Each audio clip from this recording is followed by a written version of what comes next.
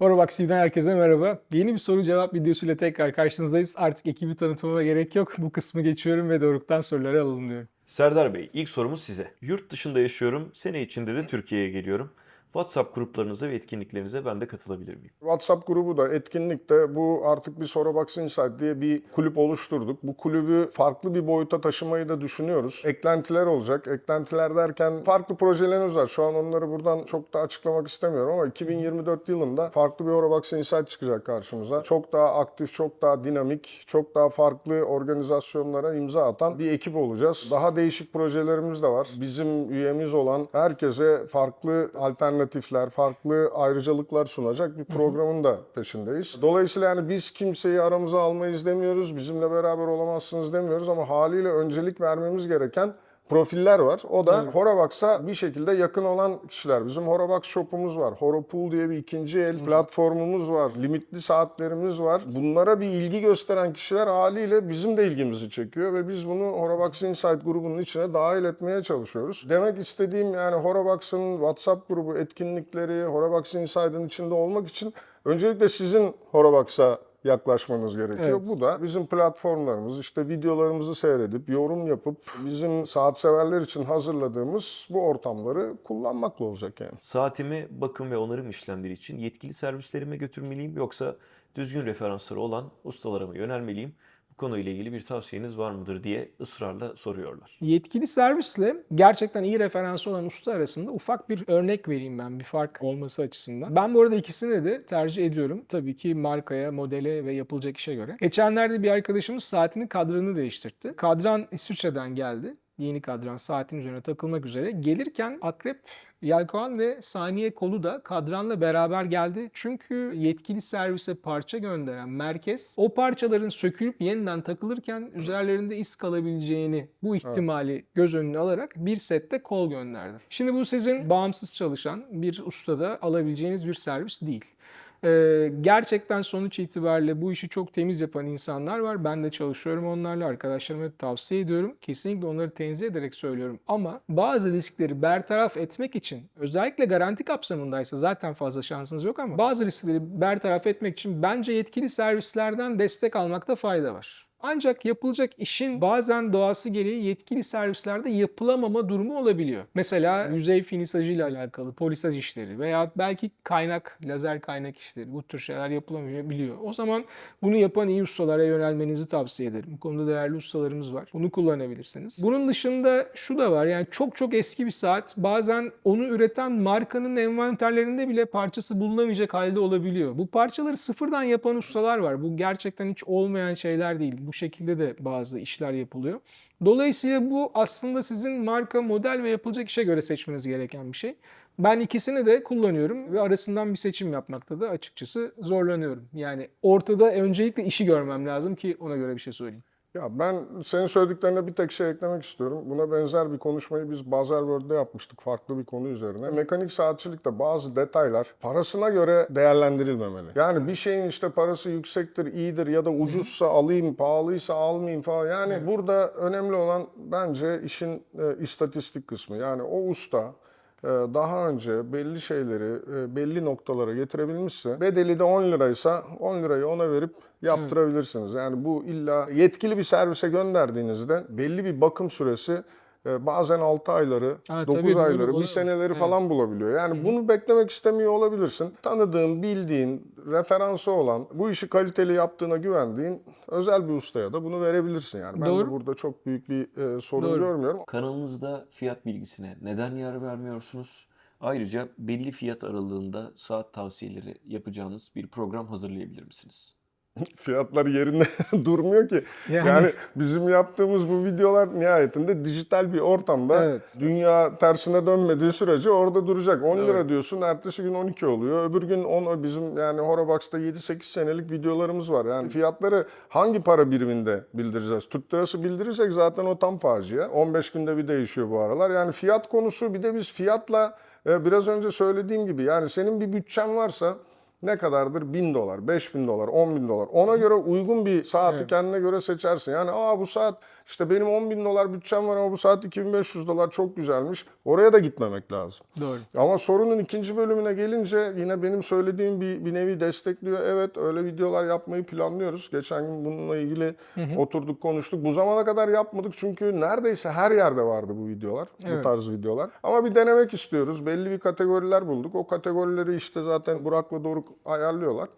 Öyle bir çalışmamız olacak. Ne zaman olacak bilmiyorum ama yakın zamanda yapmayı planlıyoruz. O şekilde evet, yani o fiyata göre ürün tavsiyesi videosu üzerinde konuşuyoruz. Doruk'la beraber onun üzerinden geçeceğiz. Serdar'la da konuştuk. Yani bizim şu ana kadar bu işe pek girmememizin nedeni kendi adıma mekanik saatlerin direkt olarak fiyatla özdeşleşen ürünler olmaması gerektiğine olan inancım. Yani ama bunu şu şekilde bence sınıflandırmak lazım. Biz bu fiyat aralıklarını konuşurken hatta bahsi geçmişti. O zaman da söylemiştim. 1000 dolara kadar en iyi saat alternatifi dediğinizde gerçekten bir şey ifade ediyor. Çünkü 1000 dolarlık bir bütçe hakikaten fiyata göre çok Evet. değişik şeyler sunabilen ve insanları fiyatıyla cezbedebilen bir aralık. 50 bin euroya en iyi saat dersen o zaman bir manası kalmıyor. Yani 50 bin euroyu saate verecek olan adamın zaten çoktan bence kafasında bazı fikirler vardır. Yani o kadar görece yüksek bir rakamı siz tutup da çeşitli alternatiflerle destekleyemezsiniz. Ya otomobil olsa falan anlarım yani, ya ne bileyim başka bir şey ama Hayır, bir de Saatte kaç tane olmaz yani. saat söyleyeceksin? Yani o da var. Evet. başlangıcı neresi? Hadi bitişi 50 bin dolar da başlangıcın neresi? Kesinlikle tabii yani. 25 bin dolar bile desem başlangıcına. Evet. 25 bin ile 50 bin dolar arasında ben herhalde bir 100 tane çok net böyle hepsi alınıp takılabilecek saat söyleyebilirim. Ben de yani. sana şöyle söylerim. 50 bin euroya kadar diyorsun. Bir saat çıkartırım pilli. Üzerinde 3 tane taş var. Öte yandan bir turbiyon Aynen da öyle. çıkartabilirim Tabii, veya tabii. perpetual calendar da çıkartabilirim. Yani Çok kolay bir şey fiyat değil yani. mevzusuna fazla girmeyi düşünmememizin aslında nedenlerinden bir tanesi buydu. Ama tekrar altını çiziyorum. Görece giriş ve orta seviye segmentlerinde bence bu yapılabilir ve yapmak için de çeşitli çalışmalarımız var. Yakında görüşürüz diyeyim. Evet. Çok hoşuma giden bir soruyla devam edelim. Saatlere bu derece bağlı insanların mutlaka başka hobileri de vardır. Sizinkileri öğrenmek istemişler. Ben şuna inanıyorum. Hobiler insanları geliştiriyor. Çevresini genişletiyor. İyi dostluklar edinmesine sebep oluyor. Ya bilgi birikimine sebep oluyor. Yani benim çok hobim var. Yani saysam burada bitmez. Hobiyle beraber aslında bir koleksiyon ruhu da gelişiyor. Bu koleksiyon ruhu da bir sorumluluk bilinci. Etrafına hem insan olarak hem obje olarak değer verme içgüdüsü. Yani hobiler çok başarılı ama spesifik sorarsan bilemiyorum ki hangisini söyleyeyim. Yani ben mesela her çeşit kötü alışkanlığı hobi olarak edinmiş vaziyetteyim. Yani spor yapıyorum her şeyden önce. Eskiden o güzel. profesyonel bir sporcuydum artık ama spor hobinin ötesine geçmedi. Ne bileyim bir sürü şey biriktiriyorum. Bir sürü şeyin koleksiyonunu yapıyorum. Onlarla ilgili çeşitli ortamlara katılıyorum. Pro var, viski var, o var, bu var. Yani bu yaştaki bir erkeğin hobi olarak içine dalabileceği neredeyse araba dışında yani klasik ya da yeni hiç fark etmez. Araba dışında neredeyse her şeye bulaşmış durumdayım ben kendi adıma. Yani. Genel itibariyle ben obje tutkunu bir insanım. Yani objelerden hoşlanan bir adamım. Spor desen yani bende yok gibi bir şey. İşte yazdan yaza yüzerim falan. Belki biraz yürürüm, o kadar yani. Ama objeleri gerçekten çok severim. Bir de vintage ürünleri seviyorum. Yani vintage benim için hayatımın pek çok kısmında olan bir şey. İşte bugün Beni de o üzerindeki- yüzden seviyor. Evet, Serdar da vintage oldu. Klasik oluyordu galiba değil mi? Belli bir yaştan sonra. İşte üzerimde giydiğim blue jean'im de vintage, ne bileyim işte koluma taktığım saatim de vintage sayılır. Otomobilim vintage, her gün bindiğim oldukça eski bir otomobil. Yani dinlediğim müzikler vintage, hoşuma giden diğer aksesuarlar falan. Dolayısıyla aslında vintage ve objenin kesiştiği noktalarda ve tabii ki hayatın müsaade ettiği kadarıyla zaman, bütçe, yer olarak bunlara meraklıyım ben. Birkaç başlık otomobillere her zaman meraklıydım hayatım boyunca. Klasik Amerikan otomobillerim olmuştu. Şu an itibariyle tabii ki hem yaş hem de sorumluluklar gerekçesiyle pek kullanamıyor olsak da. Bunun dışında hi-fi ürünlerine merakım vardı. Saatlere meraklıyım. Kalem yine çok hafif olmak üzere severim. Genel itibariyle iyi bir müzik dinleyicisiyimdir. Bu konuda bayağı iddialıyımdır bu arada. Sinema konusunda da fena sayılmam. Genel itibariyle bunlar. Sıradaki sorumuz. Saat dünyasına dair overrated olarak belirtmiş burada takipçimiz ama ben abartılmış olarak çevireyim onu. Böyle olduğunu düşündüğünüz marka, model ya da kavramlar sizce hangileri? Güzel soru. Evet. Buyurun, ben fena girişeceğim buna, o Öyle yüzden mi? beni sona bırakın. Tamam, ben şöyle yapayım. Bir önceki soruya verdiğim cevaptan yola çıkarak, yani vintage sever kimliğimden yola çıkarak söyleyeyim. Vintage saatlerdeki sertifika kutu mevzusunun acayip abartıldığını düşünüyorum. Yani 1960'lardan kalmış, 70'lerden kalmış bir Rolex'ten bahsediyoruz. Bunun sertifikası olsa ne olur? O sertifikasının bir kısmı yanık olsa ne olur? Hiç olmasa ne olur? Yani sonuç itibariyle evet, resale olarak yeniden satılma konusunda çok koşan modeller, esnafların tabiriyle çok çabuk el değiştiren ya da insanların zaten yatırım amaçlı ya da el değiştirmek için aldığı saatler için olsa anlayacağım. Bir noktada sanki bir otomobilin ruhsatı gibi. Ama 70'li yıllardan çok güzel bir saat var ama sertifikası yok. Ha, işte şunun ederi bu kadar. Bunu açıkçası ben biraz overrated buluyorum. İlginç bir cevap verdiğimin farkındayım. Belki çoğu insanın aklına gelmezdi ama soruyu dinlerken aklımdan bu geçti. Bir önceki soruya verdiğim cevapla da alakalı olarak.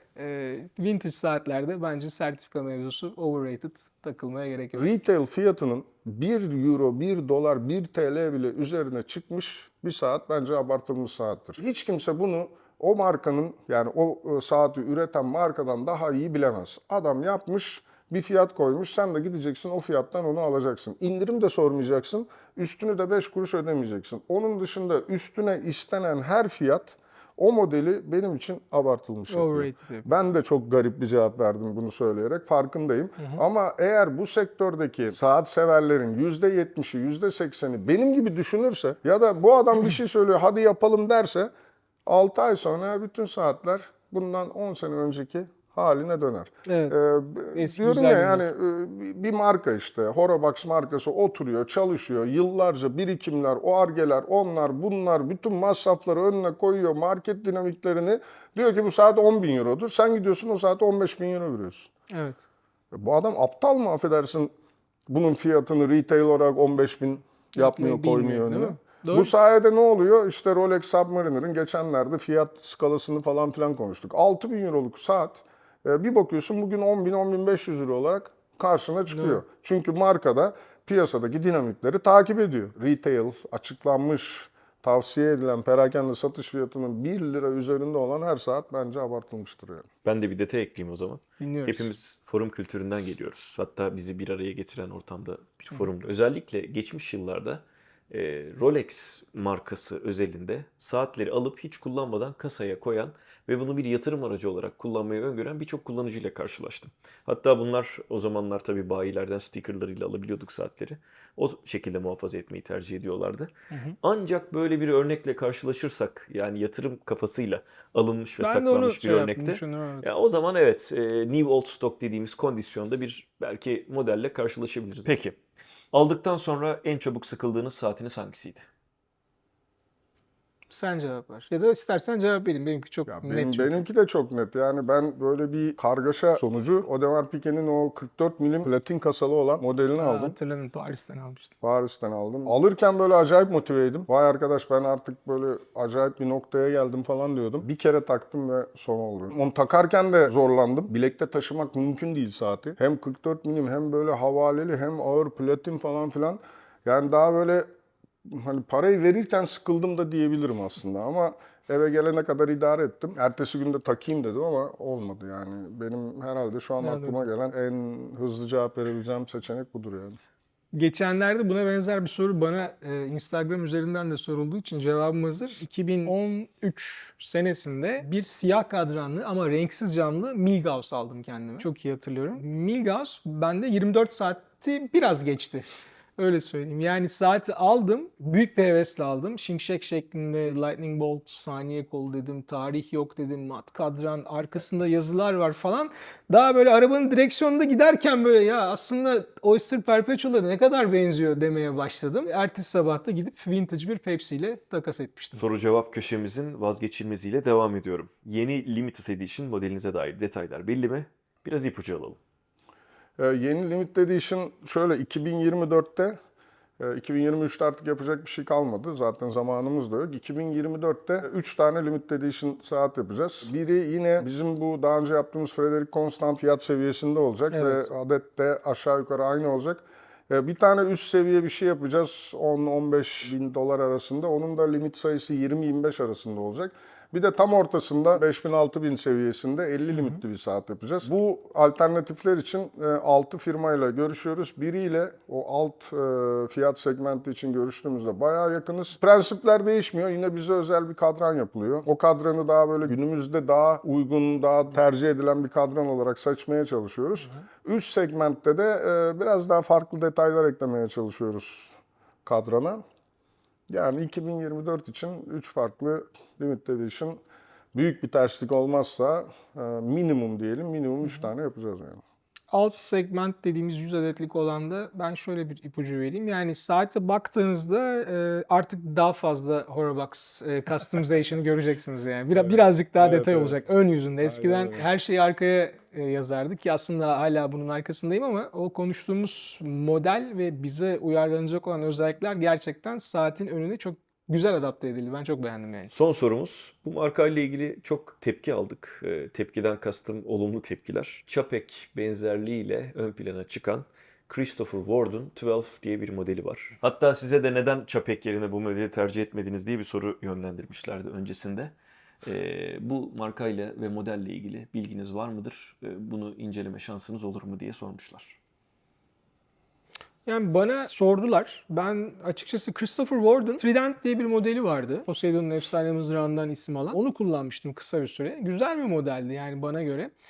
Fiyat performans olarak güzel bir üründü. Ama 12 modelini hiç elime almadım. Hatta Trident dışında başka bir Christopher Ward da kullanmadım. Ben açıkçası soruyu çok anlayamadım. Yani şimdi benim şey yapmaya çalıştığım ya Serdar'a neden Christopher Ward varken Çapek aldınız diye mi soruyor bizim takipçi O daha arkadaşımız. önce de sorulmuştu. Ayrıca Christopher Ward'la ilgili de bir çalışmanız olur mu?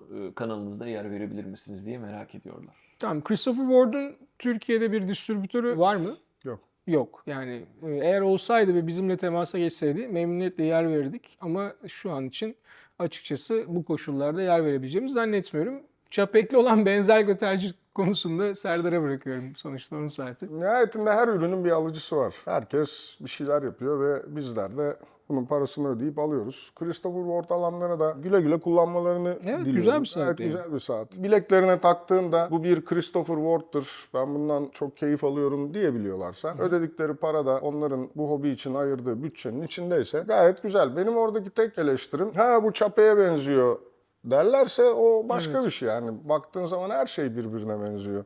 Yani bu tamamen sahip olma hissiyatıyla bir şey. Birbirine benziyorsa onu al o zaman. Tabii Niye canım. gidip Christopher Ward'u alıyorsun? Ya da ben niye Christopher Ward'u almayıp Çapek'i alıyorum, Tabii ben de Antarktik alıyorum? Casio Ocean'ı alayım o zaman kendime Submarine mesela. Aynen öyle. Yani bu şunu anlatmaya çalışıyorum. Yani her ürünün bir kullanıcısı var. İşte benim bankada $100.000 var. Bunu alırım. Senin $10.000. Bu böyle bir hesap değil. Yani bu benim ne arkadaşlarım var yani müthiş iş adamları kollarında işte Tommy Hilfiger, Lacoste falan filan da var. Yani bu eleştirilecek bir şey değil. Ben ondan bahsetmiyorum ama adam bakıyor, ben Lacoste'u seviyorum diyor. İşte burada diyor arması var diyor. Benim diyor hoşuma gidiyor diyor. Alıyor. Herhangi bir şeye benzediği için ben burada işte 500 liraya bunu alırken bunun zaten aynısı. Ben ona karşıyım. Yani işte Çapek'in aynısı. Ben bu niye ona 25? O yanlış bir Doğru. yaklaşım. Yani ne kadar param var bu şu falan filan değil. Yani bu tamamen baktın, beğendin. Çok güzel bir saat takıyorum. Parasını verdim. Ona bir lafım yok. Doğru. Ama ben Çapek'i beğendim. Bütçem de yeterliydi. Aldım yani baktığım zaman. Yani ben saatleri açıkçası bir şeye benzedikleri için alma taraftar değilim. Ya bu kıyas mevzusu gerçekten bir virüs gibi bu bizim bu hobide. Ben bunu özellikle altını çizeyim şimdi madem yeri geldi. Tissot PRX Dijital'in videosunu yaptık Doruk'la beraber. Ya yorumlara bakıyorum. Seiko der geçerim ya. Ya o Seiko der geçerim bir kenara bırak. İşte o paraya 10 tane Casio alırım ya. Arkadaşlar ben bu saat o paraya alınabilecek en iyi dijital saat dedim mi? Demedim. Onunla Casio almayın onu alın dedim mi demedim. Ya ben burada bir kıyas yapmadım ki. Biz orada Doruk'la beraber kameranın karşısına geçtik ve yeni çıkmış dijital bir saati inceledik. Yapan da İsviçreli bir marka. Safir kristal camı var. İçi dolu masif bileziği var. 100 metre su geçirmezliği var. Bambaşka bir model. Yani Neyle kıyaslıyorsun? her şeyi bir şeyle kıyaslamaya kalkmayın. Yani sonuç itibariyle bu kıyas değil. Bu birim paraya alabileceğiniz en iyi araba gibi bir şey değil. Saat zevkle, hislerle, ondan sonra bilgiyle, görgüyle, bu işe verilen emekle, harcanan zamanla tercih edilecek bir şey. Yanlış mı söylüyorum bilmiyorum Bak, ama. çok iyi söylüyorsun. Ben sana şöyle söyleyeyim. Bir Compax kronograf düşün. Evet. Sektör o dahil olabilir. İşte yani o şeyi aklına getir. Evet. Benim aklıma gelen Longines ve Evet. Patek Philippe. Doğru, evet. Yani şöyle uzaktan böyle hani biri koşarken kolunda olsa hangisi Longines, hangisi Patek Philippe ayıramazsın. doğru, Yani şimdi doğru. bu bir kıyas mı? Bu ikisinin hani birbiriyle yan yana koyulacak hali yok. Bu böyle bir şey değil. Bu takıyorsun koluna, bakıyorsun, kendine uygun görüyorsun. Bütçesi kadar. sana yetiyor. Bu kadar. Bunun ucuzu da olabilir, pahalısı da olabilir, benzeyeni de olabilir. Yani mavi kadranıyla siyah kadranını aynı saatin kıyaslayabilirsin. Heh, mesela evet. Orada Deri bir kayış, lafım yok. kauçuk kayış, bilezik, 41 milimetre, 37 milimetre bunları kıyaslayalım Tabii yani. tabii. Evet, O ki. kendi içinde kıyaslanabilir. Ama Tissot PRX'in dijitaliyle bana sorarsan hiçbir saat kıyaslanamaz. Evet, Tercih aynen öyle. edebilirsin. Onu tercih edersin, Evet. bunu tercih edersin. Paran buna yetiyordur. O parayı oraya harca. O başka bir şey. Ama kıyaslamak bence bizim mesela Horobox'ta hiç yapmadığımız bir şey. Evet. İki tane saati Evet. yan yana koyup işte hangisi daha güzel, hangisini alırım, aynı fiyat seviye. Böyle bir şey yok. Yani aynen. biz buna Horobox ekibi olarak, saat tutkunları, saat severler olarak çok inanmıyoruz. Christopher Ward'la ilgili ben de bir bilgi ekleyeyim. Kendisi bir mikro marka, mikro üretici. Dolayısıyla son derece kurumsal bir yapıları var gibi görünseler de diğer işte holdingler tarafından yönetilen saat markalarına kıyasla daha farklı bir oluşum içindeler. Çok başarılı modeller çıkarıyorlar. Bu arada ben de merakla Belcanto modelini bekliyorum. En son mail geldi. Önümüzdeki seneye siparişin sarkacağı ile ilgili. Ama sizin de bahsettiğiniz gibi Türkiye'de resmi olarak temsil edilmediklerinden dolayı hem kanalımızın yapısına uymuyor hem de saatlere ulaşmak ve sonrasında da satış sonrası hizmetlere ulaşmak hiç kolay değil. Değil. Aynen öyle. Soru cevap köşemizin şimdilik sonuna geldik. Takipçilerimize bizlere ulaştırdıkları soruları için çok teşekkür ediyoruz ve sosyal medya kanallarımız aracılığıyla yeni soruları da bekliyoruz. Bir sonraki videoda görüşmek üzere. Herkese iyi hafta sonu diliyoruz. Görüşmek üzere. Hoşçakalın.